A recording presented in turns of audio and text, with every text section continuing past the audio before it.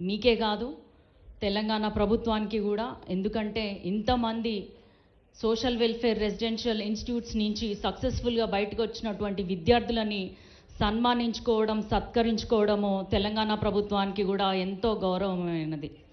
ఈరోజు ఇక్కడికి విచ్చేసినటువంటి నా తోటి ఎంపీ మల్లు రవి గారికి, ఎమ్మెల్సీ అద్దంకి దయాకర్ గారికి, అట్లాగే ఎమ్మెల్యేలకి, కమిషన్ చైర్మన్స్కి, ఎస్సీ ఎస్టీ కమిషన్ చైర్మన్స్కి, కార్పొరేషన్ చైర్మన్స్కి, సోషల్ వెల్ఫేర్ స్టాఫ్కి, ప్రిన్సిపల్స్కి, విద్యార్థులకి, వారి తల్లిదండ్రులకి, ప్రెస్ మీడియా మిత్రులందరికీ కూడా పేరు పేరు నా నమస్కారాలు తెలియజేసుకుంటున్నాను.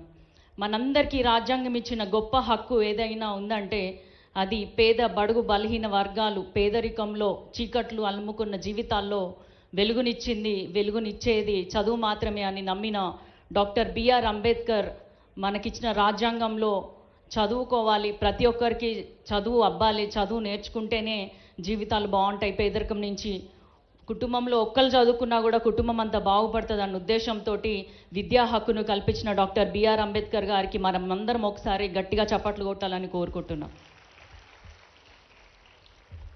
మొట్టమొదటిసారిగా నేను ఒక సోషల్ వెల్ఫేర్ స్కూల్కి ఎప్పుడు వెళ్ళాను అంటే మా నాన్నగారు సోషల్ వెల్ఫేర్ మినిస్టర్గా ఉన్నప్పుడు మమ్మల్ని ఎక్కడికైనా తీసుకెళ్తే అక్కడ ఆ స్కూల్స్ని ఇన్స్పెక్ట్ చేసేవాళ్ళు. అట్లా నేను ఫస్ట్ టైం 8th క్లాస్లో దాదాపు ఒక 25 ఏళ్ళ కింద నేను ఒక సోషల్ వెల్ఫేర్ స్కూల్కి వెళ్ళడం జరిగింది. అప్పుడే నాకు సోషల్ వెల్ఫేర్ పరిస్థితులు ఎట్లుంటాయి, పిల్లలు ఎట్లుంటారు అనేది ఒకసారి నేను తెలుసుకున్నాను. అదేవిధంగా ఈరోజు ఇంతకుముందు మన ఎమ్మెల్సీ గారు చెప్పినట్టు pay back to the society. ఎందుకంటే మిమ్మల్ని చదివించింది ప్రభుత్వము, సమాజమే. మీరు ఇంత గొప్ప స్థాయికి చేరుకొని ఐఐటీలో, ఎన్ఐటీలో ఎట్లా గొప్ప గొప్ప ప్రతిష్టాత్మకమైన సంస్థలలో సీట్లు సంపాదించుకొని వచ్చినారు. కాబట్టి మీరు కూడా రానున్న రోజులలో తప్పకుండా మన ఎస్సీ ఎస్టీ బడుగు బలహీన వర్గాలకి లేదా పేద విద్యార్థులందరికీ, ప్రతిభ కలిగిన పేద విద్యార్థులకి ఎవరికైనా సరే మీరు సహాయం చేయాలని, మీరు ఎక్కడైనా చదువుకున్న మీ మాతృ సంస్థలకు వెళ్ళి పిల్లలకి మోటివేషన్ ఇవ్వాలని నేను మనస్ఫూర్తిగా కోరుకుంటున్నాను. ఎందుకంటే చాలామందిలో ఒక ఇన్ఫీరియారిటీ కాంప్లెక్స్ ఉంటుంది, నేను చదవగలనా, నేను చేయగలనా అని చెప్పి. అట్లాంటి విద్యార్థులకి మీరు ఒక పర్ఫెక్ట్ ఎగ్జాంపుల్గా ఉండాలని నేను కోరుకుంటున్నా.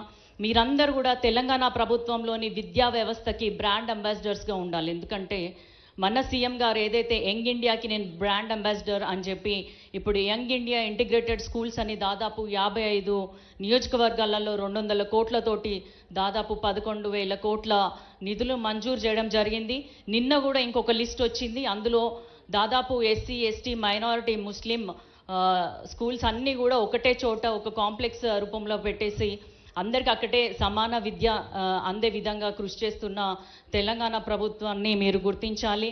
అదేవిధంగా ఈరోజు ఇంత గొప్ప సమావేశం, ఇంత గొప్ప సభ మీకు సత్కరించడానికి ఏర్పాటు చేసినటువంటి మన సోషల్ వెల్ఫేర్ డిపార్ట్మెంట్కి, అట్లాగే రేవంత్ రెడ్డి గారి ప్రభుత్వానికి కూడా నేను మనస్ఫూర్తిగా ధన్యవాదాలు తెలియజేస్తున్నా. ఎందుకంటే ఇంతమంది పిల్లలు మా గవర్నమెంట్ స్కూల్స్ నుంచి వచ్చినారు కాబట్టి గవర్నమెంట్ స్కూల్స్ కూడా ఎక్కడ కూడా తగ్గట్లేదు, అందరూ కూడా గొప్పగా చదువుకొని ముందుకెళ్తున్నారు.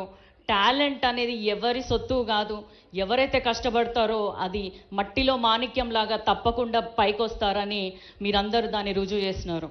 ఇక్కడ పైన కూర్చున్న వాళ్ళందరిది ఒక తరం అయితే రానున్న తరం మీది. మీరు రానున్న జనరేషన్లో మంచిగా ఎదగాలి.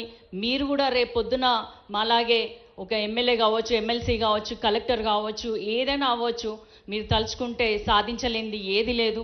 ఇంకొకటి ఏంటంటే 2 ఉండాలి లైఫ్లో, టార్గెట్, యాక్షన్ ప్లాన్. టార్గెట్ ఉంది కానీ యాక్షన్ ప్లాన్ లేకపోతే ఏముండదు, ఒక ఆకాశం చూస్తూ కాలం గడిపేయడమే ఉంటుంది. యాక్షన్ ప్లాన్ ఉంటూ టార్గెట్ లేదంటే మనం ప్రయత్నం చేస్తూనే ఉంటాం కానీ తీరం మాత్రం ఎన్నటికీ చేరుకోలేం. కాబట్టి ప్రతి ఒక్కరికి టార్గెట్, యాక్షన్ ప్లాన్ అనేది 2 ఉండాలి.